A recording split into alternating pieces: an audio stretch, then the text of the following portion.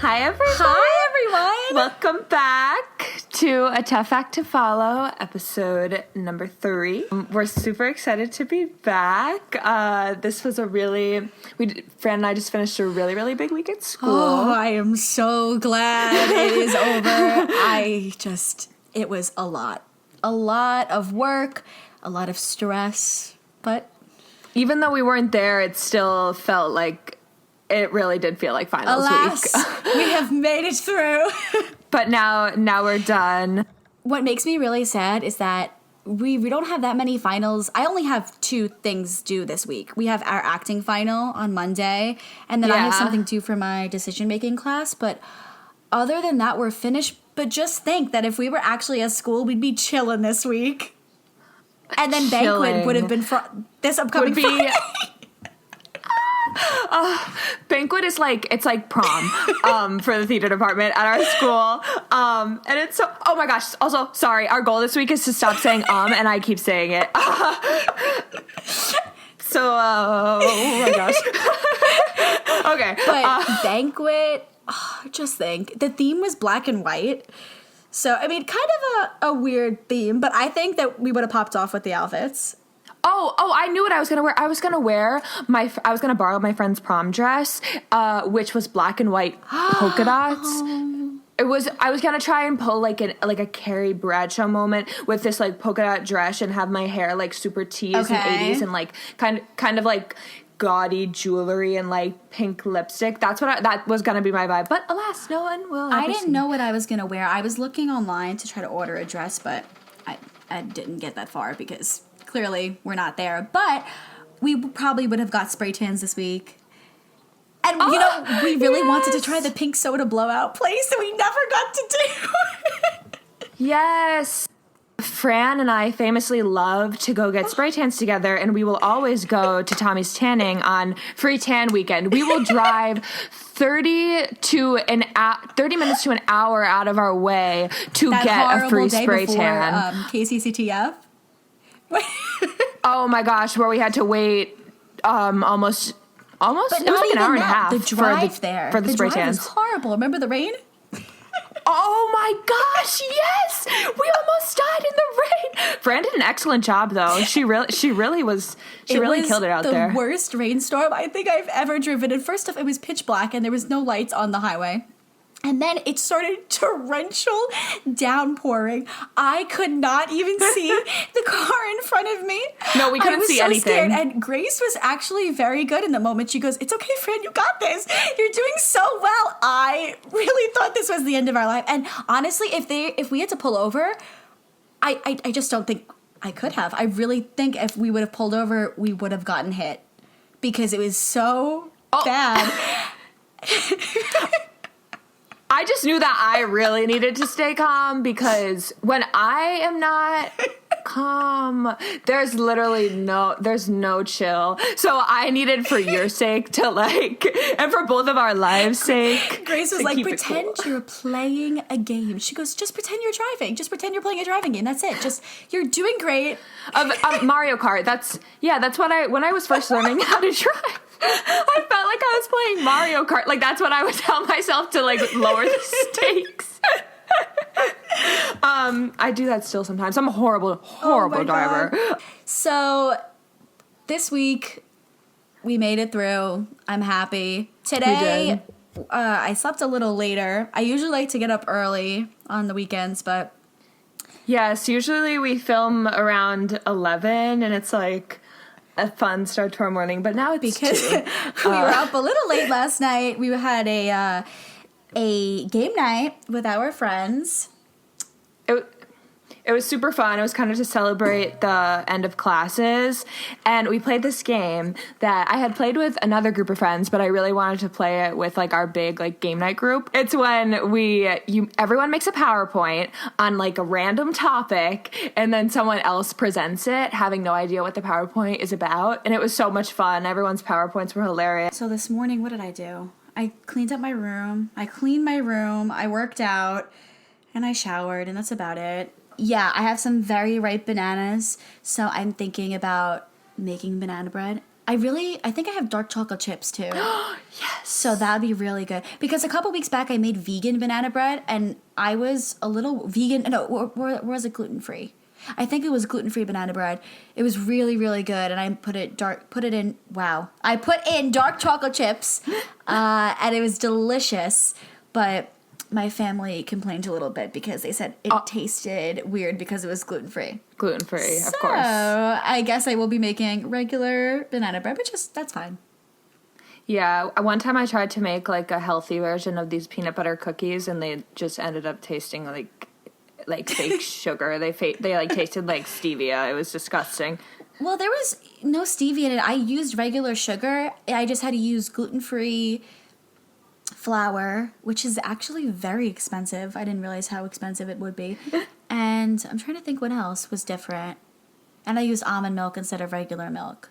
I just wanted to test it out, but I think I'm gonna go the unhealthy route this time around. What can you do? Do you want to get into our spotlights and footlights? Sure. I just want to see the lights of Broadway. Okay.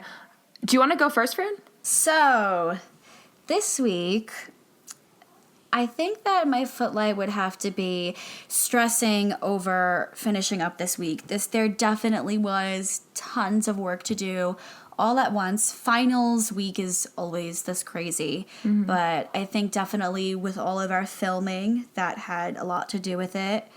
And also just, everything coming to a close, it was kind of stressful and just, it's sad because, of course, we still see each other and we still FaceTime with big groups of people and we're always chatting in the group messages. But it was nice to collectively meet as a whole with everybody, including the seniors, which I'm so sad about. So shout out to the seniors. We love you so much.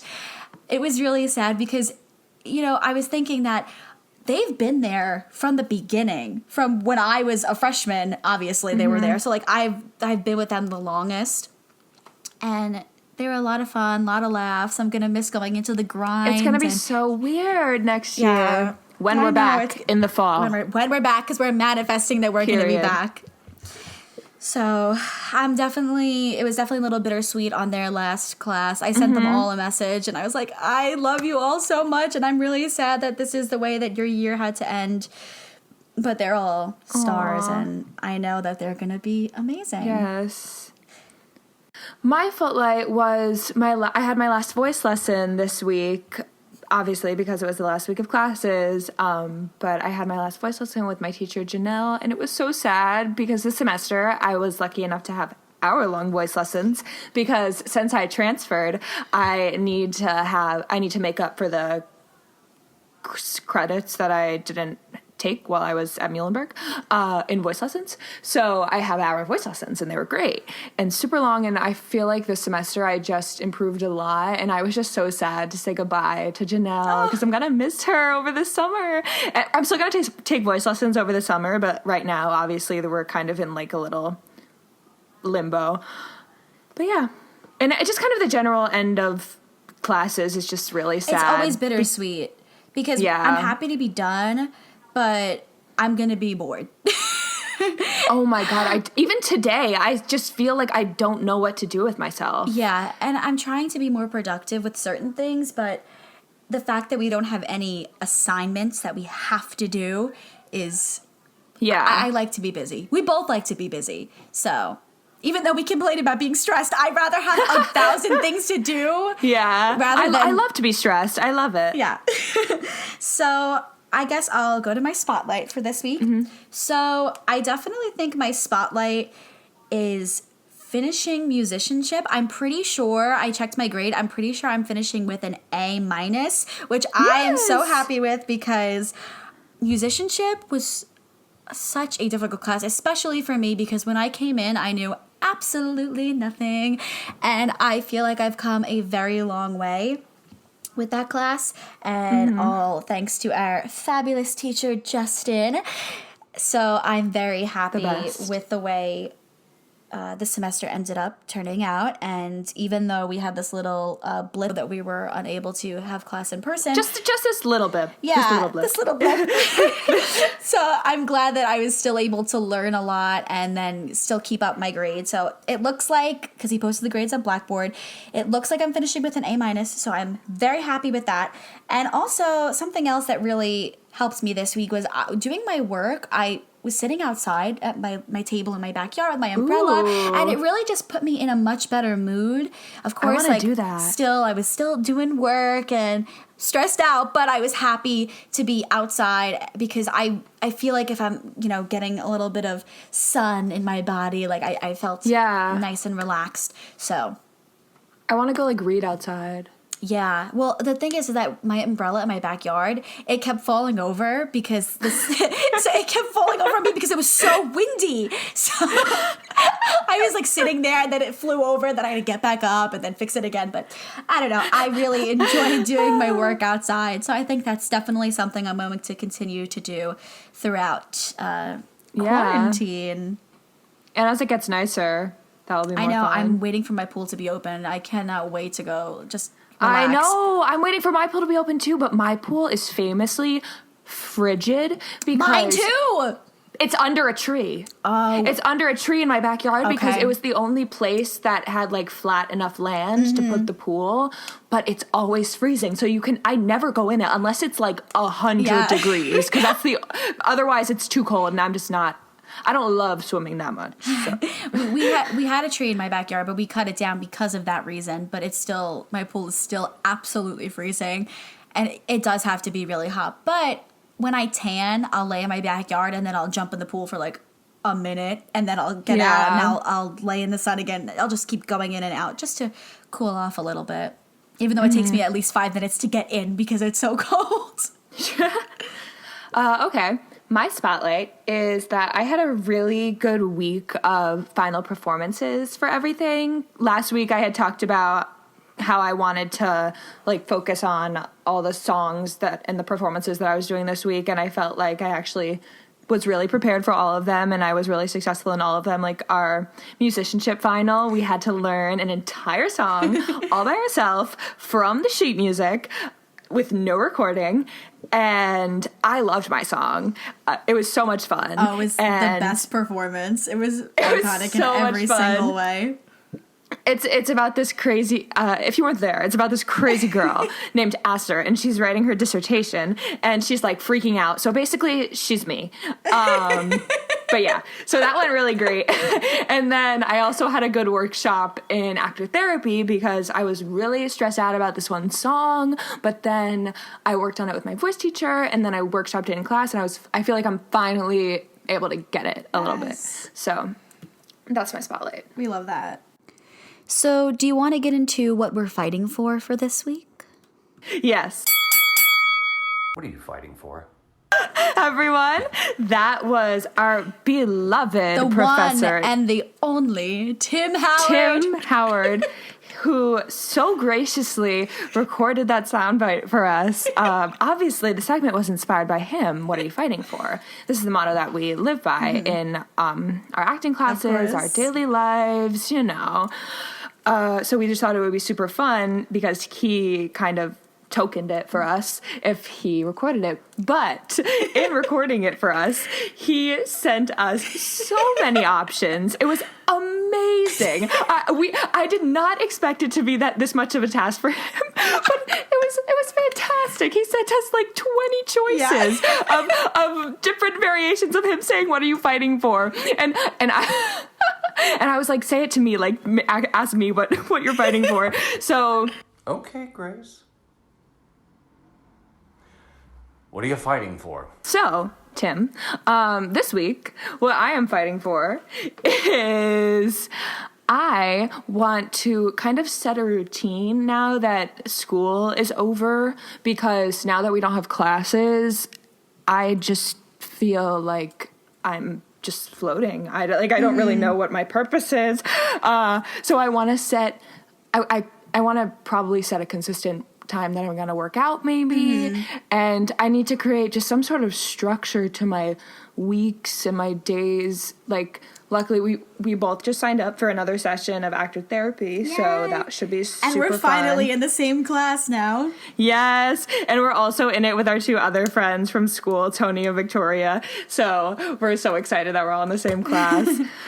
So that should be good. And then I'm also going to take voice lessons and then hopefully implement some sort of dance type thing. Yeah. So that's, yeah. Good. So, Fran, what are you fighting for? This week, what I'm fighting for is actually very similar to what you said, is really just since everything's wrapping up, I need to find somewhere, I need to redirect my focus elsewhere because I'm not doing schoolwork anymore.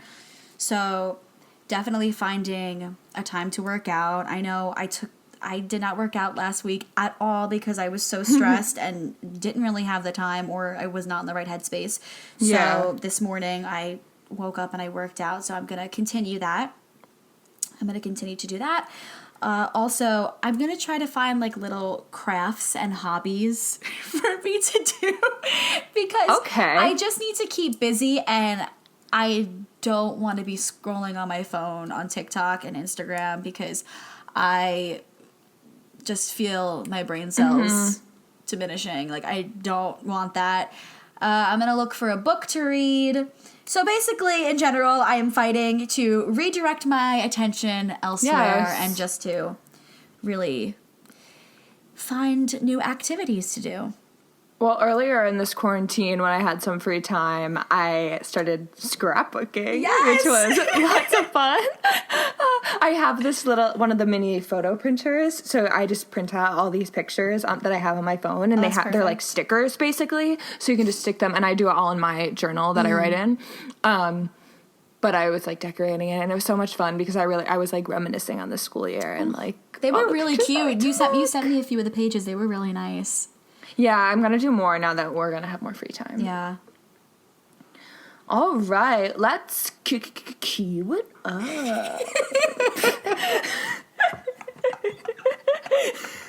That was so fun. Fran, what do you have on the queue? This week on the queue, I just listened to Ben Platt's new song. It's a little good. Great choice. I haven't listened to it yet, but now it's good.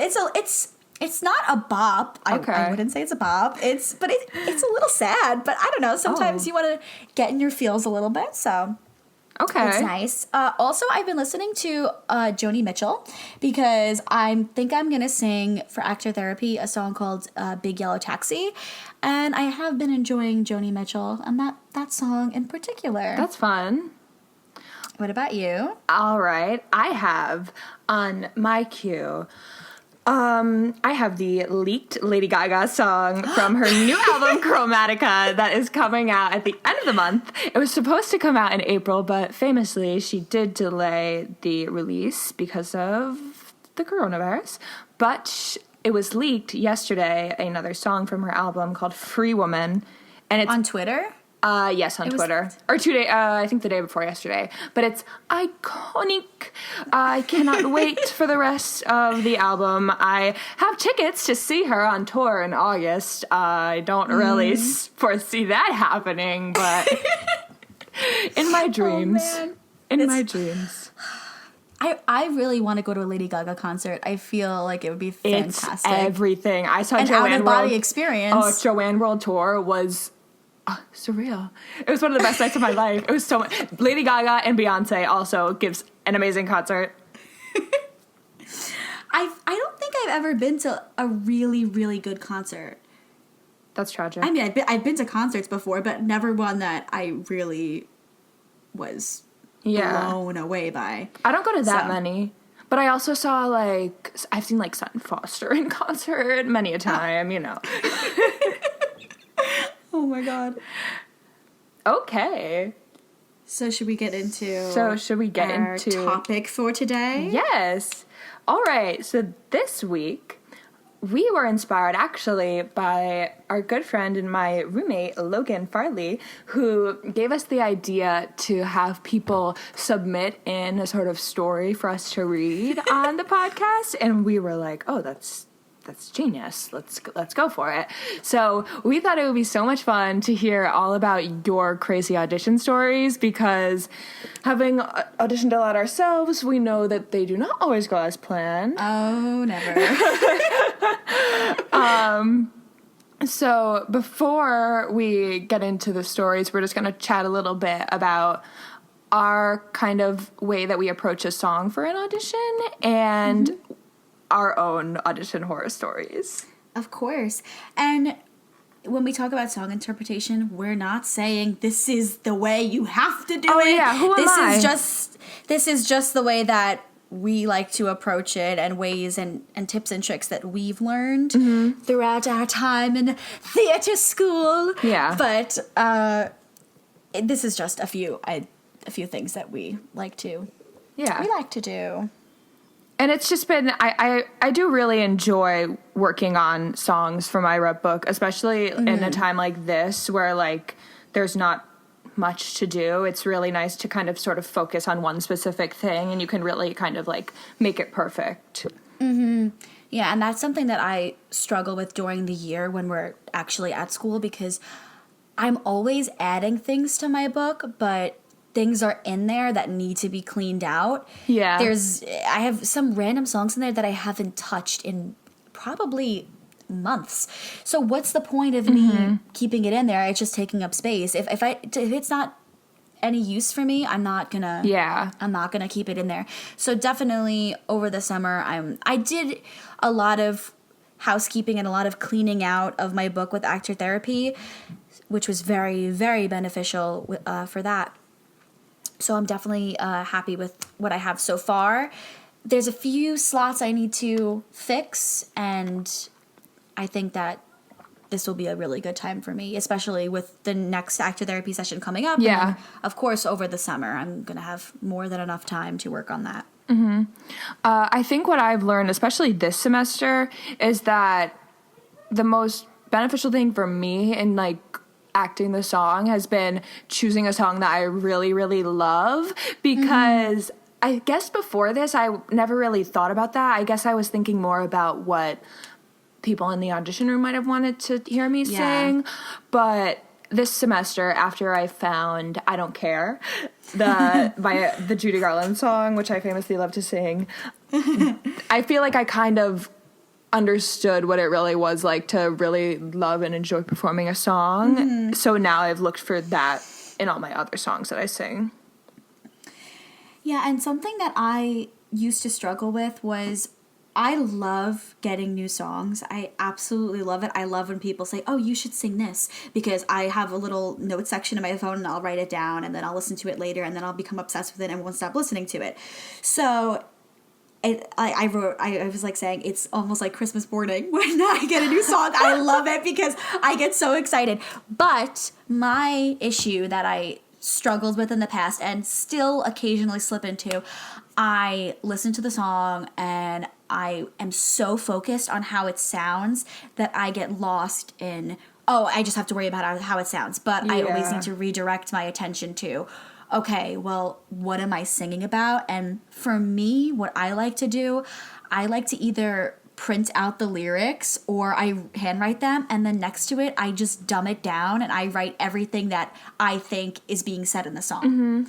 So, and like for me, that helps a lot, just so I have it sitting like right next to the lyrics, because if I just do that work in my head, it's like I didn't even do it. I like to have a hard copy of it, so then if I work on a song in January and then I look at it again in March, I could go back to that paper and say, okay, well, this is what I was thinking then.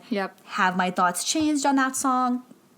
And then, of course, like I always just do the, what are you fighting for? And then who am I singing to? Where am I? Just all that stuff. I really just like to think about that. And it really helps keep me grounded and focused while I am performing the song. Yes. When I first learning a new song, I always listen to it a million times, which I know isn't the best. In the musicianship class that we just took, we kind of talked a little bit about kind of replicating the choices that are made on cast albums rather than learning the songs from the page. So I think that's something I want to work on a little bit more, is just learning the song and being able to form my own opinion on it. But so I just get the song really familiar in my head, and then I almost always, for almost every song, I fill out Tim's worksheet, the musical theater workshop worksheet that asks all the questions, like, and I just go I go off, and I will go 6 for some songs. If it's like Requiem from Dear Evan Hansen, I'm gonna like type for days on like Zoe's imaginary circumstances and stuff. There's certain songs that I'll do more work for than others. But obviously, like, that, not every song needs a whole worksheet. Like, I didn't need a whole worksheet for I Don't Care. But what I always do for every song is I do write out my tactics, and I have this wonderful book. It's the Actions, the Actors Thesaurus. Yes. And it's like literally a thesaurus for action, like acting verbs. And I use it religiously when I'm writing my tactics in my song, and it just helps so much. And it gives you more, it helps you be really creative in terms of finding new tactics to use. So yeah. And then sometimes I'll kind of like stage a number, and like some songs are a little bit more performative in that sense. Like I'll kind of like have physical gestures that I want to hit at like specific moments and stuff. But yeah, that's generally how I do it. So something else that has really helped me in the recent years is journaling. And journaling's underrated, because whether it's journaling about your personal life or journaling as the character, people, I know they probably think of it as like Dear Diary. It's not like that. I like to get everything out on paper, because I am always thinking about 1,000 things at once, and I am so stressed out always. But if I write stuff down, whether it's jotting a note in my phone or writing stuff down on paper, I feel 10 times better. And it's also interesting to look back, because I know I have notes in my phone from freshman year of college, and I'll scroll. Sometimes if I'm just going through it, I'll scroll up and I'll be like, wow, what the heck? Like, what was going on in your head then? But I find it interesting, and it definitely helps me. And also journaling about the character you're singing. Yeah. Because singing about, or the character you're singing as, or if you're singing, as yourself, I definitely feel like it has helped me. I slip in and out of it, and it's definitely something I want to do much more. And I think it's important and very helpful to the process of song interpretation. Yeah. I love whenever I'm kind of writing out my tactics on the lyrics, I almost think of it like a math equation, and like I kind of think about like, how do I need to get from one thought to the next? And so I feel like that kind of work is useful for like kind of just really getting into the character's head and figuring out like how the sentences connect. It's almost like a puzzle, because you have to see like what fits where. Because there will be sometimes when I fill out a tactic sheet, or I write my tactics in with the song lyrics, and I think it's perfect, and then I'll work on it, and then it'll be all wrong, and say, okay, well, the first one I had was good, but the second one could be better, and I'll like redirect my attention to that. Yeah. And I'll change it up a little bit. Or a lot of times what will happen is my tactics will be fine, they'll be right. I just have trouble translating them when I actually get on my feet. And I just feel like I can't really act. That's when I feel like I can't act, is when I like know what I should be doing, but I just can't figure out how to get there.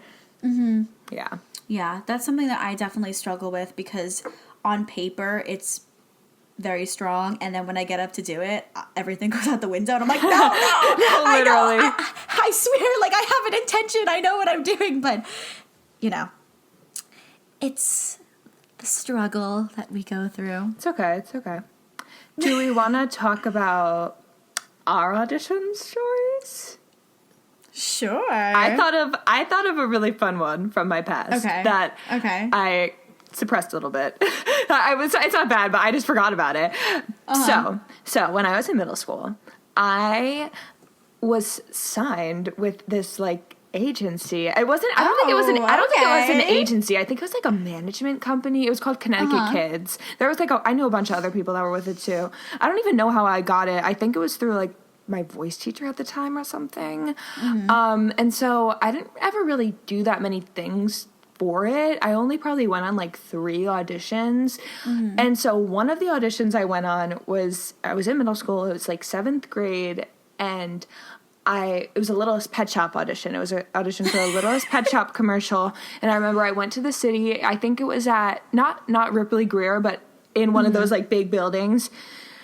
And so I went, I did the audition, didn't get it, obviously. But apparently the Littlest Pet Shop people, they liked me and they kept my number on file or whatever. So I got another call from the agency saying that I was going to go back into the city for a different Littlest Pet Shop thing. So I go in to New York. I had to leave school early for this. I like changed my clothes. Like I put on like a cute little kid Littlest Pet Shop outfit. And so I go, and then I get into the room, not even like when I walked into the door for the audition, when they like, when I checked in, it was when I got in the room, I found out the audition was for hand modeling. What? Yeah, and the thing was, my nails weren't painted, my nails weren't filed, my hands didn't look nice. I didn't know it was for hand modeling, and so I went in, and then they had me like use my hands and play with Littlest Pet Shops in this little box. So I literally left school early to go audition to be a hand model for Littlest Pet Shop. My God. That's hysterical. For Littlest Pet Shop. Oh my God. Yep. Wow. Yeah. Okay. Did you get the gig? No. Obviously I didn't. My hands didn't look good. I'm not a hand model. A hand model. That is so random. I can't believe they didn't tell you. I know. Wow. Oh my God, that's hysterical. I was shocked, and I remember my grandma took me, my nana. So not my mom didn't take me. So I'm in the city with my grandmother, and so she also barely knows what's going on, and so I have to text my mom and be like, "Guess what? It was for hand modeling." How old were you?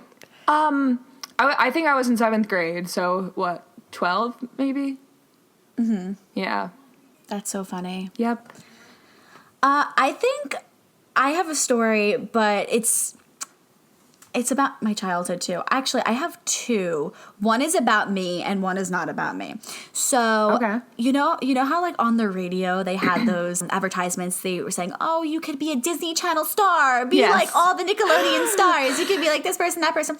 So, me and my brother and my best friend at the time, we all went to this audition, and it was at some like convention center that everybody goes to, call once, and then they call you, "Okay, we want you to come. So we went, and then we had to read these sides and in front of a camera, and I remember I was there all day long because there was tons of people. It was almost like a cattle call. What do they call those? Like not a cattle call, like a cattle call audition. Like there was tons and tons of kids there, and I remember I really thought like, oh, I'm gonna book this. Oh, you always do. I don't know how. I always was like 100%. There's no doubt in my mind. I'm already thinking about like, oh, am I gonna have to drop out of school just for something that didn't even happen? Those TikToks that are like singing under my breath in the McDonald's line so that a producer will hear me inside me. Yes. I'm like, okay, so what's the plan? I remember talking to my mom. She's like, let's just wait and see what happens. So we read these sides. I'm pretty sure I read a side about a Pop-Tart. I don't know why that sticks out of my head. It was something about a Pop-Tart. And also my brother auditioned, but the kicker is that my brother like doesn't do theater whatsoever, not even a little bit. He's not even a fan of theater. So I don't know why he auditioned, but he did. And he's not even a fan. I think it went well. I don't know. I don't remember. So we left. And then here it is. My brother got a call. Oh, they wanted him to do something. He didn't go through with it, but they wanted him for something. That's hilarious. So I was upset. to say the least. But my other story is not about me. It is about someone else, but I was in the audition room when it happened. Okay. So this was during college auditions. I went to a school. Maybe I won't say the school. Okay. But I told you about the other day. You did tell me about this. So I was in the audition room, and for this specific audition, for the vocal part, everybody stays in the room. So you're put in groups, and I think there's probably like 20 to 25 people per group. So in this group, there was a person, and I don't remember what they sang. It was some like generic ass musical theater song, and they sang it for their college audition, and they got up and they sang, and they riffed a lot and very poorly. Ooh. So I'm sitting there and watching this person perform, and I felt so bad for them because I knew it was not going to be a good outcome. And the whole goal for this is that the faculty could give you feedback. It was almost kind of like a workshop. So the faculty will give you feedback, and this person goes up there and they sing their song, and I don't remember what they sang. It's really going to bother me.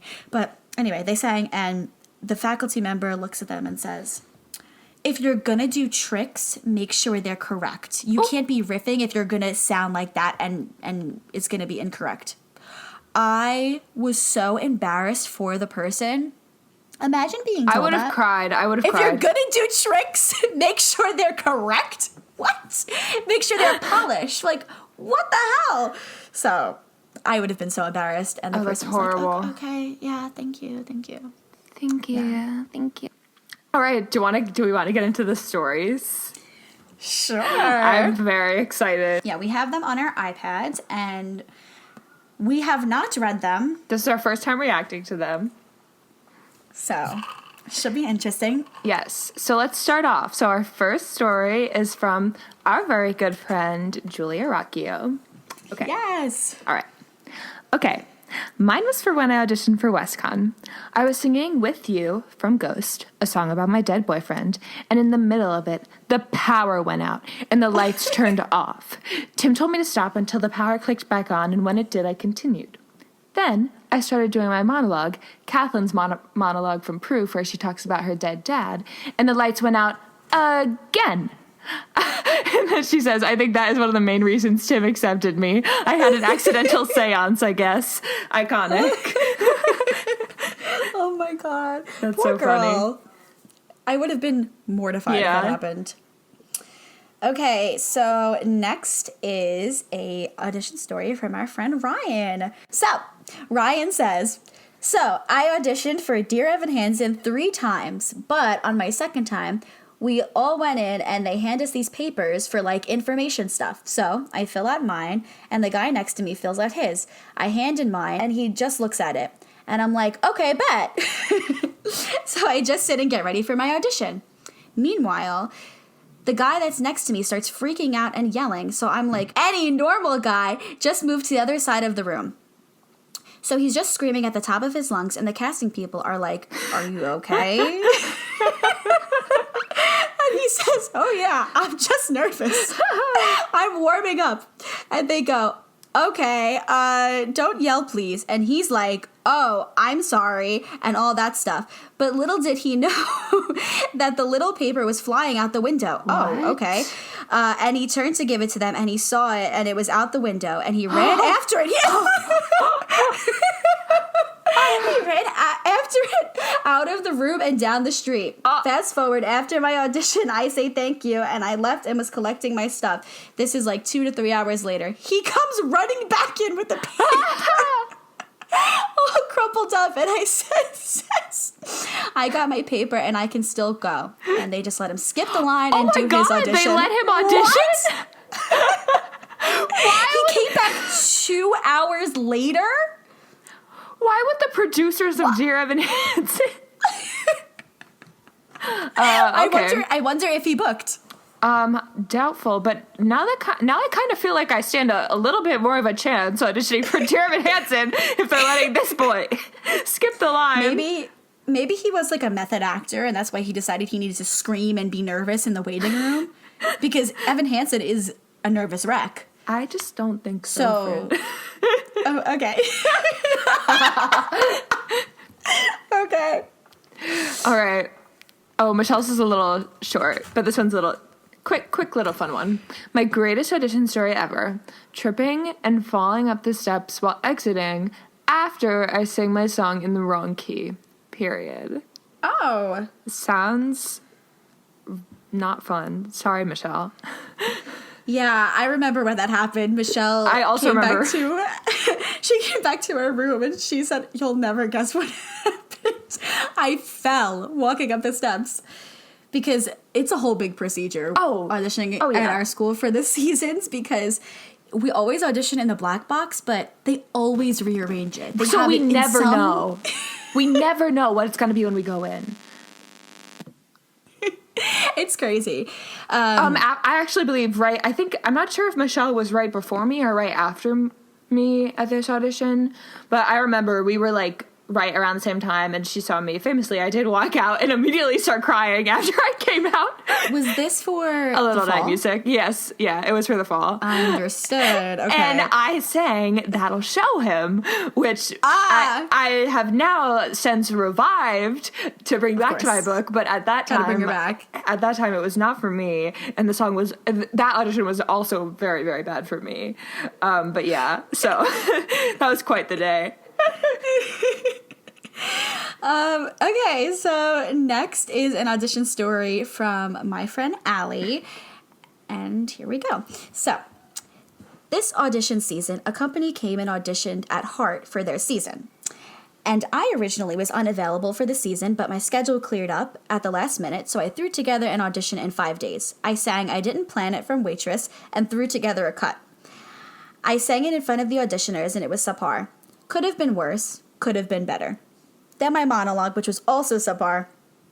I had to salvage the audition somehow, so when they asked me about my dance experience, I had to sell myself extra hard and told them I was a dancer first, which I am simply the furthest thing from.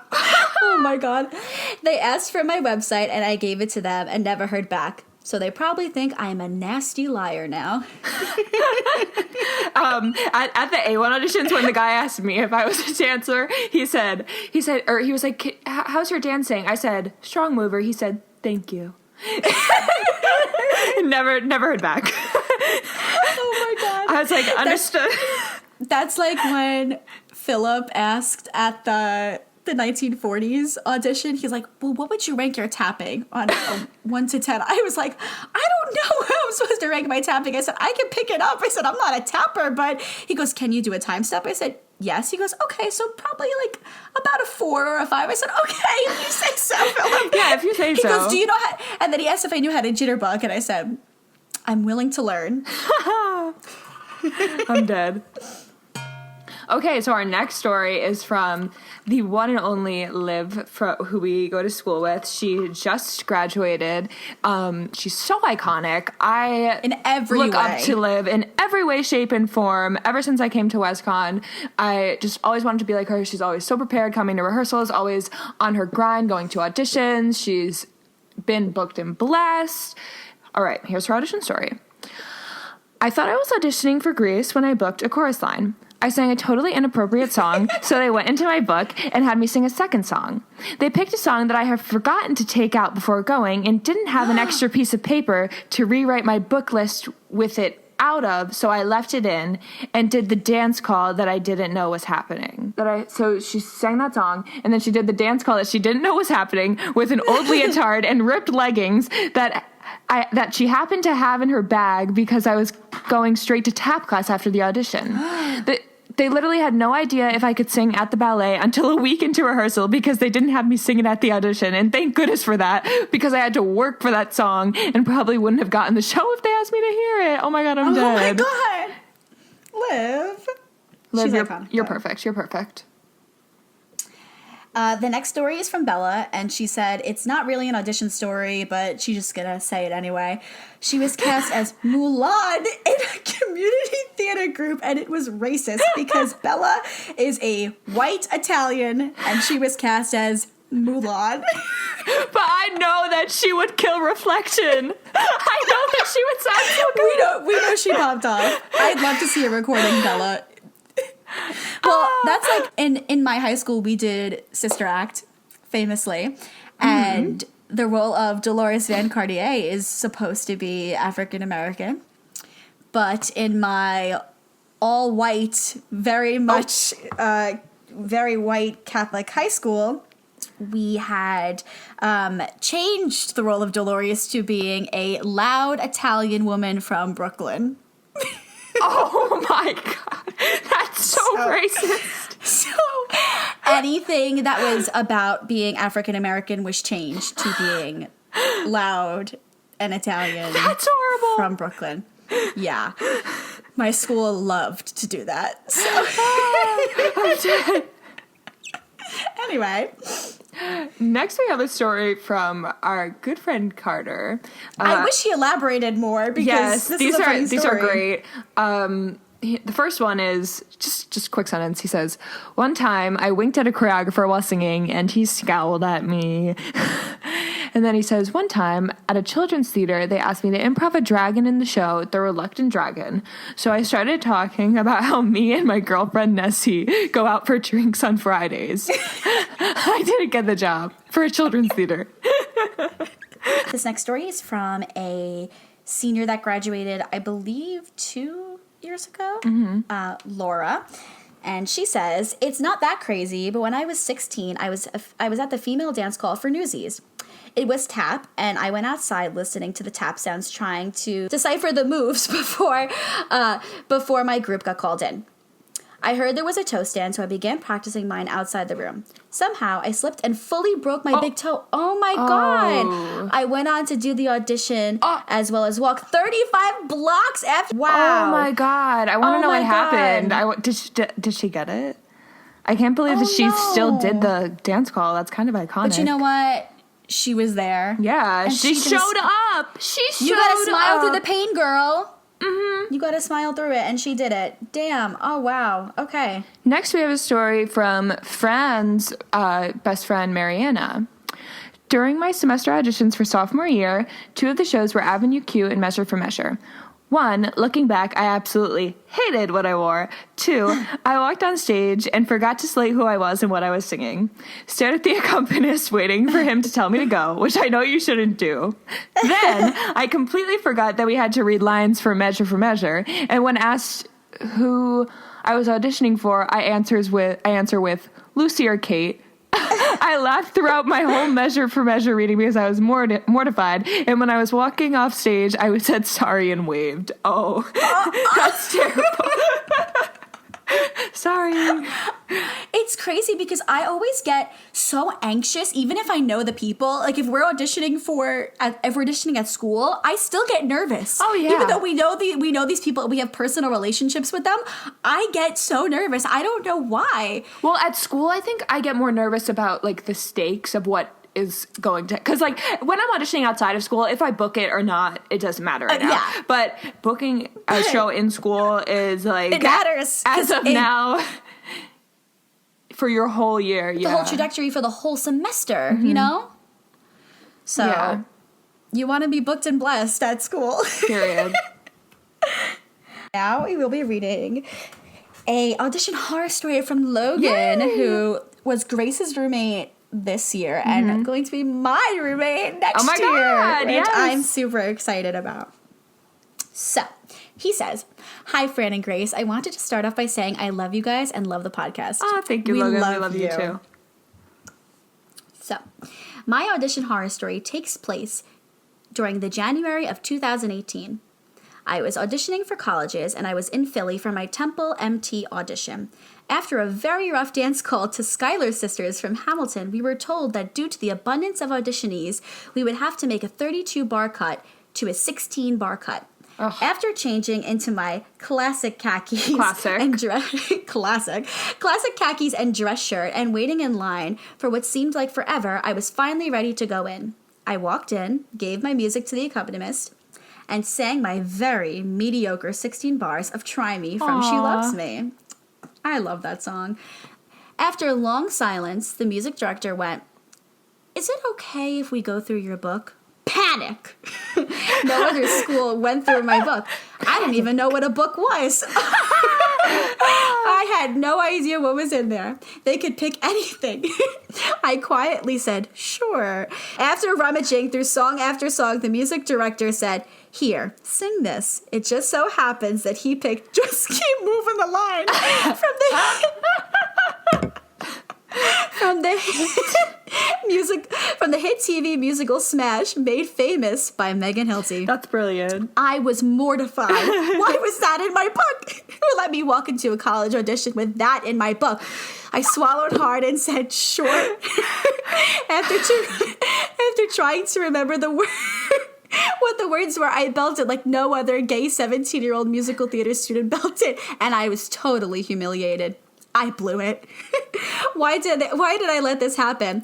After saying a quick thank you, I ran out and cried and went home. Oh, Logan! Turns out I would get into their MT program and happily choose WCSU. I'm so thankful for that choice every single day. Love you guys so much. And I feel bad for the next audition horror story because famously, that was a tough act to follow. Brilliant. Logan, yes! Logan, you killed that. Thank you. That was so much fun. I really wish I was in the room for that because I want to hear you sing Try Me also because I think that'd be good. And that's a perfect role for I you. need to see Just Keep Moving the Line. That's everything. like I want to know what the cut was. I'm curious. Yeah, I know. Our next story is super exciting. And final story, actually. No, we have one more after this from Bella. Oh, we do. Okay. This next one is from our musicianship professor, Justin Cowan. He's the best. Super excited that he submitted. All right. So he says, okay, this is real. Name changed to protect the innocent. I was casting for a theater at a large audition conference called FPTA, Florida Professional Theater Alliance, similar to Straw Hats, SETC, NETC, ETC. You have to imagine the scene. All the theaters that were there to cast were set up with tables and chairs on the stage right to be exact. Over on stage left, there was a little mini stage built up facing all of us who are seated on stage right. The house lights are completely out because no one is in the audience. We are all on stage. Actors were entering from the wing stage left, giving music to the accompanist, and stepping up to the mini stage and singing/monologuing for all of us over on stage right. This girl walks out from their wings, right past the accompanist, and walks directly to center stage, facing the dark theater, and begins projecting to the empty house. Hello, I'm Grace McGovern, number 87, and then proceeds to do her entire package to an empty house with all of us on stage with her, basically watching her from behind.